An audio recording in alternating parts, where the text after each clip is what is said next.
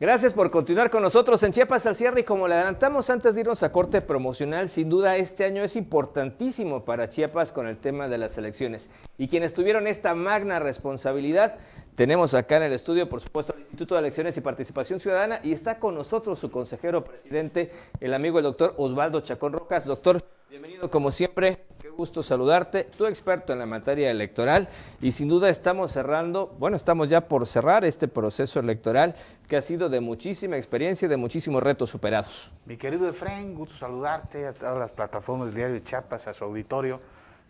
Pues como bien señala, estamos a unas horas ya de que concluya este proceso electoral local 2021. Por muchas razones ha sido un proceso electoral especial.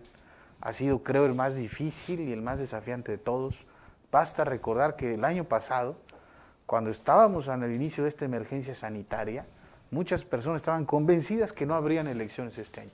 Y no se sabría cómo podríamos llevarla a cabo en este contexto. Y mira que el desafío se sorteó con éxito. La jornada electoral del 6 de junio, de acuerdo a los datos que presentaron los actores de salud, no constituyeron un motivo para el pico de la pandemia. Hubieron protocolos sanitarios que se respetaron, la gente salió a votar de manera importante. Claro. 60% de la ciudadanía de Chiapas votó. A todos estos contextos, realmente yo creo que el trabajo que ustedes hicieron, que son muchísimas personas, fue titánica y como decías, Chiapas de por sí platicábamos, es un estado complejo por la geografía y además por la variación de ideologías, creencias, usos y costumbres. Y si a eso le sumamos una pandemia a nivel mundial que nos obligaba a todos a actuar de manera diferente, logramos los retos, el abstencionismo quedó a un lado y sin embargo ahí están muy buenos resultados, ¿no?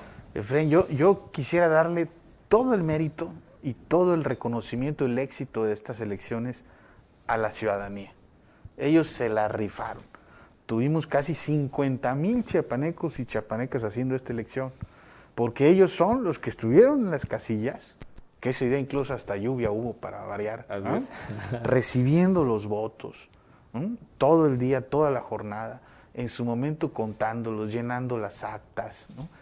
Y hicieron un trabajo bárbaro. Mira. Y ese trabajo, bueno, como tú bien decías, muchísimos meses de preparación, la capacitación a todos los integrantes de las mesas de casilla, la capacitación al personal, además estas estrategias, porque muy poca gente sabe de todos estos esfuerzos que se hacen para llevar precisamente las casillas y el material electoral. Hay 2-3 días de anticipación, literal, en burro, en caballo, en lanchas, en helicópteros, porque tiene que llegar esta oportunidad que la ciudadanía puede ejercer su voto libre y de manera soberana, ¿no? Se logró y a eso, bueno, sumarle el tema de la pandemia. Yo recuerdo cuando fui a votar, estaba todo este protocolo, iba con esa inquietud, ¿cómo está llegando la gente? ¿Cómo estamos participando?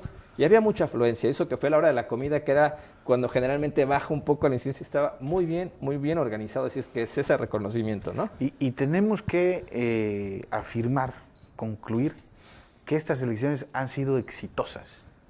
Exitosas porque tuvimos elecciones confiables, legítimas, de calidad, y voy a compartir nada más algunos indicadores. El día de la jornada electoral, la noche de la jornada electoral, las actas que fueron llenadas por los ciudadanos, ¿no?, con los resultados de las elecciones, las tuvimos colgadas en la red pública, en el famoso PREP, el programa de resultados preliminares, en un 95%. El PREP en Chiapas, en los procesos previos, eran hasta 2 o 3 días, ¿no? No, pero el PREP terminaba en el 70% de las actas capturadas. Habían muchas actas que en este estado no se capturaban y eso generaba suspicacia. Claro, sospecha, porque el margen era bastante amplio, ¿no?, la variación de votos. Por supuesto, o de uno porcentaje pensar más bien, muchas ¿no?, que cosas, pudiera cambiar los resultados, ¿no? Entonces hubo una gran transparencia. Ahí estaban las actas y ahí siguen colgadas y cualquiera puede ver ahí las fotos del acta de resultados de su casilla colgadas. Y luego 3 días después de la jornada electoral hacemos este famoso cruce de actas entre la que teníamos colgada en el PREP, la que tenía el Consejo Electoral Municipal y las copias que tenían los partidos. Y cuando habían inconsistencias o causales de recuento, se abren los paquetes y hay que volver a contar. ¿Sabes cuál fue la diferencia entre el resultado de los recuentos y lo que teníamos en el PREP? 0.03%, nada. Esa estadística. ¿Qué quiere decir eso? Que los votos no fueron manipulados, se respetaron. Y un último indicador de calidad de estas elecciones. Esos resultados fueron impugnados por muchos actores políticos, lo cual es normal y es válido. Están en su derecho, ¿no? Nuestras leyes. Ningún resultado fue modificado en las instancias jurisdiccionales. Todos fueron confirmados, excepto el caso de Frontera Comalapa. Pero no fue por un problema de organización electoral, sino por un tema asociado a violencia, que esa elección fue anulada. Entonces, sin ninguna duda hay que afirmarlo. Tuvimos elecciones creíbles, confiables, y hay que calificarlas de exitosas. Los retos, si pudiéramos delimitarlos, obviamente, pandemia, ¿cuáles serían los No, retos la que tuvo que pandemia enfrentar? y mira, la conflictividad social, que no es nueva, hay que reconocerlo. Nuestro Estado viene ya de estos problemas añejos, con muchos antecedentes de conflictividad social. Fue un exceso de casillas que no pudimos instalar, ¿no? Y eso tiene que ver con el contexto social en muchos de nuestros pueblos. Para que te des una idea, Efraín, fueron casi 230 casillas no instaladas. El Estado de la República, que nos siguen casillas no instaladas, no llegaba ni a 30. ¿Eh? Entonces, eso no lo podemos normalizar. Es algo Claro. que tenemos que atender y atajar, y que en próximas elecciones no debe de presentarse. Pero eso implica un trabajo de todos los entes de gobierno y sobre todo es la conciencia de la ciudadanía. No estamos hablando de que hubo zonas zapatistas donde algunos no permitieran el acceso, otros por usos y costumbres, en fin, cerrazón diferente, pero esto no debiera suceder como tú dices. Sí, ¿no? hay que Ese reto. reconocer, pues no hacemos elecciones en Dinamarca o en Suecia. Nuestro Estado tiene una historia difícil de conflictividad social. Seguramente nos va a costar todavía muchos años en superarlo, pero habrá que trabajar en ello para que sigamos construyendo elecciones de calidad. Doctor, tú que eres el experto en materia electoral, bueno, pues ya estamos a unas horas de que se cierre el proceso electoral 2021, pero además de que inicien ya formalmente quienes fueron elegidos por los ciudadanos en todos estos más de 100 ayuntamientos. Pero estamos hablando también de que hubo lugares en donde se había notificado que tendrían que realizarse elecciones extraordinarias, ¿no? Para darle esa tranquilidad a la ciudadanía, y creo que tenemos información de última hora que está aconteciendo en este instante, si nos quieres adelantar, que creo que vale mucho la pena. Los actores políticos nos están escuchando y están al pendiente de esto, ¿no? Tienes mucha razón. Hace un momento concluyó la sesión de la Comisión Permanente del Honorable Congreso del Estado, y ahí designaron ya consejos municipales en estos 6 municipios. Fueron 3 donde no se pudieron instalar casillas: Venustiano Carranza, Siltepec y Honduras de la Sierra. Y 3 que fueron inválidas por cuestiones de violencia, que es el caso del Parral, Emiliano Zapata y Frontera Comalapa. Y en los 6 el Congreso acaba ya de designar consejos municipales, y los designaron por 3 años. ¿Cuál es la consecuencia? Que no convocaron elecciones extraordinarias. Hoy, en la sesión que tuvimos en el Consejo General del IEPC, algunos partidos manifestaron que, si esa era la decisión, acudirían a las instancias jurisdiccionales, porque sí quieren que haya elecciones en los municipios. Entonces, habrá que esperar. Es algo ya que estará en el ámbito de las instancias jurisdiccionales. Por lo pronto, mañana, 1 de octubre, en todos los municipios de Chiapas habrá gobiernos municipales que iniciarán sus labores. Es una importante duda que se aclare. Entonces, estos municipios entran con consejos municipales que estarán rigiéndolos y gobernándolos durante 3 años. Si estos órganos jurisdiccionales dijeran no, sí se tienen que realizar las elecciones extraordinarias, ¿cuál sería la participación del IEPC? Tendríamos que organizarlas, y estamos listos, ¿eh? Si el Congreso hoy hubiera decidido convocar elecciones extraordinarias, nosotros estábamos puestos y listos, porque nos veníamos preparando desde semanas atrás con mucha coordinación y comunicación con el Instituto Nacional Electoral. Pero bueno, ya no es algo que esté en nuestras manos. Claro. Si así lo decidieran algunos partidos, será algo que se resolverá en instancias jurisdiccionales. Y si nadie lo recurre, pues entonces la decisión que tomó hoy el Congreso ya será definitiva. Sin duda una situación también novedosa, incluso en el propio estado de Chiapas, ¿no?